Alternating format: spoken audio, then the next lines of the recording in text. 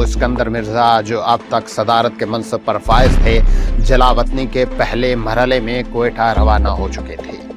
بس یہ وہی صبح تھی جس میں لیفٹیننٹ جنرل محمد موسیٰ خان صدارت کے منصب پر کچھ دیر پہلے قابض ہونے والے ایوب خان کے دفتر کے باہر بیٹھے ملاقات کے منتظر تھے۔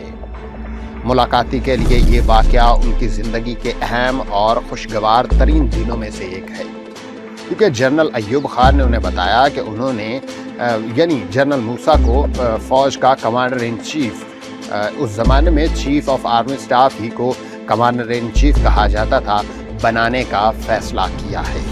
یوں صدر مملکت کی حیثیت سے ایوب خان اور بری فوج کے کمانڈر ان چیف کی حیثیت سے جنرل موسیٰ کے کیریئر کا آغاز تقریباً ایک ساتھ ہوا۔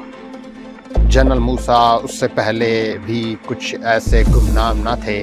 سن 1958 سے چند برس قبل کراچی میں طلبہ کے وہ تاریخی فسادات ہوئے تھے جن میں بڑے پیمانے پر جانی نقصان ہوا۔ وفاقی وزیر داخلہ کی گاڑی اور انسپیکٹر جنرل پولیس کا دفتر جلایا گیا، جبکہ تھانوں اور شہر کی دکانوں سے اسلحہ لوٹ لیا گیا۔ مشرقی پاکستان اسمبلی کے خون چکا واقعات اور ڈپٹی اسپیکر کا پر اسرار قتل ان سب کے بارے میں بہت اہم اہمیت رکھتا ہے۔ ان واقعات کی وجہ سے حالات بے قابو ہوئے تو حکومت نے سول انتظامیہ کی مدد کے لیے فوج کو طلب کر لیا۔ جنرل موسیٰ ان دنوں جنرل آفیسر کمانڈنگ کراچی ہوا کرتے تھے۔ بحالی امن کے اس آپریشن کے دوران میں خود انہوں نے بھی کئی مقامات کا دورہ کیا۔ ایسے ہی کسی موقع پر صحافیوں نے ان سے سوال کیا، کیا حالات پر قابو پانے کے لیے آپ گولی چلائیں گے؟ تو انہوں نے جواب دیا کہ ہم اپنے بھائیوں کو ہلاک نہیں کریں گے۔ یہ تارائی ہی جملے تھے۔ اپنے بھائیوں پر گولی نہ چلانے کا عزم رکھنے والے یہ وہی جنرل موسیٰ تھے جنہوں نے اس واقعے کے ٹھیک 5 برس کے بعد 4 ستاروں والے جنرل کی حیثیت سے اس ادارے کی قیادت کا منصب سنبھالا جس میں 40 برس قبل انہوں نے ایک جوان کی حیثیت سے شمولیت اختیار کی تھی۔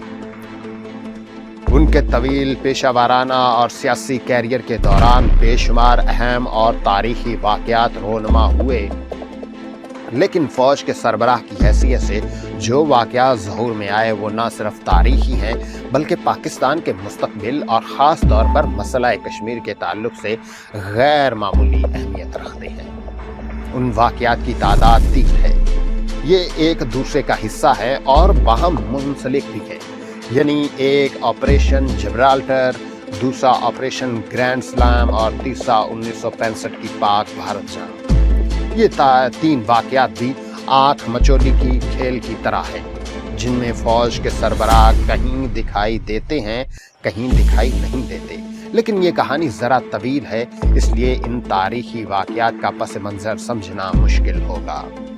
اگر 7 اپریل 1965 سے جن واقعات کا آغاز ہوا ذہن میں نہ ہو، اس دن پاکستان اور انڈیا کے درمیان سندھ کے ساحلی دلدلی سرحدی علاقے میں مسلح چھیڑ چھاڑ کا آغاز ہوا تھا۔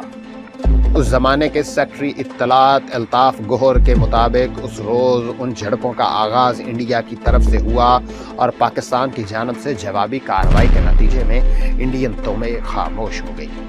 3 دن کے بعد ایک اور تصادم ہوا جس میں انڈیا سرحدی علاقے سے ایک پوسٹ خالی کر کے پیچھے ہٹ گیا۔ جنرل موسیٰ کی کمان میں فوج کا یہ پہلے بڑے کارنامے تھے جنہوں نے آنے والے دنوں میں عسکری اور سیاسی محاذوں پر اہم کردار ادا کیا تھا۔ ان 2 واقعات نے فوج کا حوصلہ بلند کر دیا۔ یہی سبب تھا کہ اب اس کے بعد افسروں کے دل اس محاذ پر کسی بڑے اور فیصلہ کن مارکے کے لیے مچلنے لگے۔ بالآخر 26 اپریل کو انہیں ایک موقع میسر آ گیا۔ اس حملے کی ابتدا 26 اپریل کو ہوئی، جس کا مارکہ بیار بیٹ نامی مقام پر گرم ہوا، جسے پاکستان نے فتح کر لیا۔ یہ چونکہ سمندری اور دلدلی علاقہ تھا، اس لیے دلدلوں اور پانیوں کو عبور کرنے کے خصوصی انتظامات ضروری تھے۔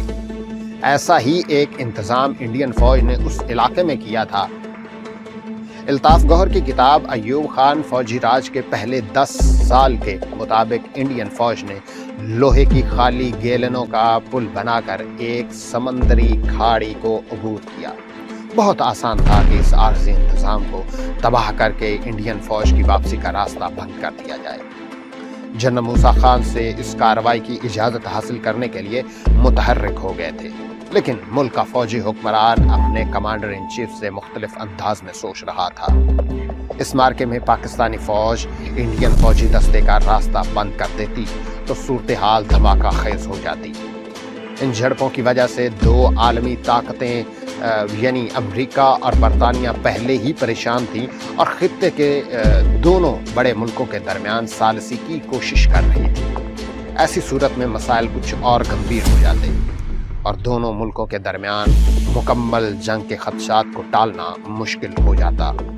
یہی وجہ تھی کہ اس وقت کے حکمران ایوب خان نے انہیں ایسی کسی کارروائی کی اجازت دینے سے انکار کر دیا اور انہیں ہدایت دی کہ وہ دشمن کا مزید تعاقب کرنے کے بجائے اپنی پوزیشن کو مستحکم کرنے پر توجہ دیں۔ ایوب خان کا یہ فیصلہ فوج اور اس کے سربراہ کی خواہشات کے برعکس تھا، جس کی وجہ سے ان کے ذہنوں میں کچھ ایسے خیالات مزید پختہ ہوئے جیسے یہ بوڑھا فوجی حکمران پاکستان کی فتوحات کے راستے میں رکاوٹ بن چکا ہے۔ جنرل موسیٰ اس فیصلے پر خاموش ضرور ہو گئے، لیکن ایسے لگتا تھا کہ انہوں نے یہ منصوبہ ترک نہ کیا۔ اس کے شواہد آنے والے دنوں میں مزید واضح ہو کر سامنے آئے۔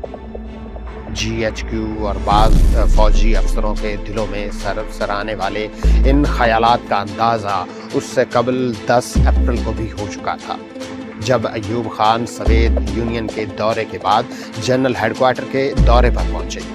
کیا اس انداز فکر کے پیچھے فوج کے سربراہ کا ذہن بھی کام کر رہا تھا؟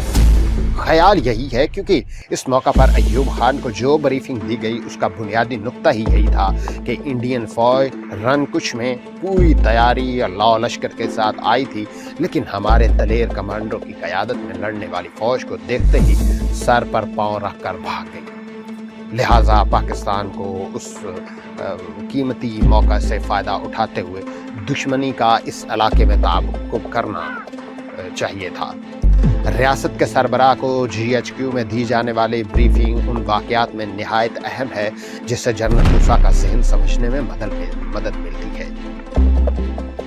ایسا لگتا ہے کہ 26 اپریل کو انڈین فوج کی واپسی کا راستہ بند کر کے دشمن کو بے دست و پا کرنے کا خیال بھی اسی ذہن کی پیداوار تھا۔ ایوب خان نے محسوس کیا کہ فوج کے سینئر افسران بھی اس صورتحال پر بہت نازاں اور فخر اور فتح کے نشے سے سرشار تھے، اور ان کے خیال میں یہ ایسی ہی کامیابی تھی جیسی کامیابی چین کو سن 1962 میں انڈیا کے مقابلے میں حاصل ہوئی تھی۔ لہٰذا وہ چاہتے تھے کہ اس نادر موقع کو ضائع نہ ہونے دیا جائے اور انڈیا کو سبق سکھا دیا جائے۔ GHQ میں دکھائی دینے والے ان مناظر نے ایوب خان کو پریشان کر دیا، کیونکہ ان کے مشاہدے کے مطابق جنرل موسیٰ جن افسروں کے گھیرے میں تھے وہ انہیں کسی بھی وقت کوئی انتہائی قدم اٹھانے پر مجبور کر دیتے۔ یہی سبب تھا کہ انہوں نے یہ معاملہ جنرل موسیٰ پر چھوڑنے کے بجائے عسکری معاملات کا فیصلہ اپنے ہاتھ میں لے لیا۔ اس کے بعد جو ہوا اس میں جنرل موسیٰ اگرچہ بہت نمایاں دکھائی نہیں دیے، لیکن معاملات نے جو رخ اختیار کیا یہ سب ان کے بغیر ممکن تھا؟ ایوب خان کے اس فیصلے نے بہت سے دلوں میں ان کی حوصلے وغیرہ کے بارے میں کئی سوالات پیدا کر دیے۔ دورہ GHQ اور 26 اپریل کو انڈیا کا سرگرم تعاقب کرنے سے روکنے کا یہ واقعہ ایک ایسی بنیاد کا کام دیتا ہے جس میں ایوب خان کے سیاسی مستقبل میں جھانکنا بھی آسان ہو جاتا ہے، اور دونوں ملکوں کے درمیان ستمبر کی جنگ کے اسباب کو بھی تلاش کیا جا سکتا ہے۔ بعد میں رونما ہونے والے واقعات سے اندازہ کیا جا سکتا ہے کہ یہی واقعات ہوں گے جن کے باعث وزارت خارجہ پاکستان اور GHQ کے درمیان ذہنی ہم آہنگی کی ایک کیفیت پیدا ہوئی۔